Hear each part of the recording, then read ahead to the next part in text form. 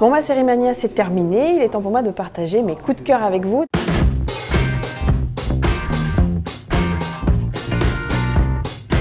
D'abord un coup de cœur de comédie, c'est un format court qui s'appelle Doxa, dans lequel on retrouve Sébastien Chassagne, le héros d'Irresponsable. Là, il incarne un mec qui s'appelle Arthur, petit génie des statistiques le jour, fumeur de joint la nuit, qui va s'amuser à voir sa vie en chiffres et à manipuler un peu tout le monde en parlant statistiques. Bon, les statistiques, pour lui, ça sert à tout, y compris à rencontrer l'amour.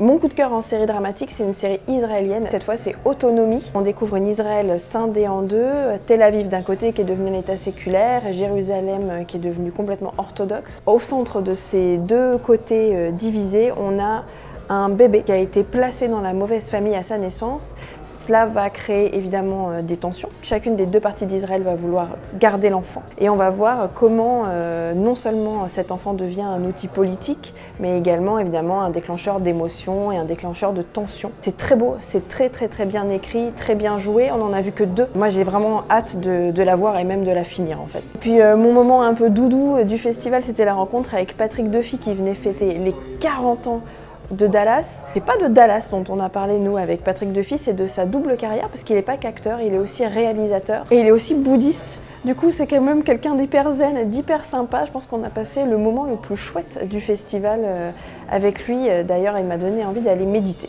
Et enfin, un gros coup de cœur pour une actrice, c'est Garance Marillier qu'on a vu dans Ad Vitam, une série hyper ambitieuse créée par Thomas Caillet, dans laquelle on découvre un monde où la mort n'existe plus et qui va nous montrer qu'est-ce qu'on devient, nous, humains, quand la mort n'est plus là, comment on se régénère, comment on conserve nos corps en bonne santé. Est-ce que c'est bien de ne pas mourir? Et elle, au milieu de tout ça, elle crève l'écran. Mais elle est douée, elle a un talent fou, cette actrice-là. En plus, la série est très belle. Moi, ça m'a fait penser à du Winding Refn avec des images, des couleurs extraordinaires. Donc là, pareil, j'ai hâte de voir la suite, même si j'avoue que je suis un peu perplexe face au rythme qui est très différent de ce qu'on voit d'habitude dans des séries, donc à suivre. Évidemment, on sera encore là l'année prochaine, à Série Mania, à Lille. On a hâte, mais là, on a surtout hâte d'aller se coucher, en fait.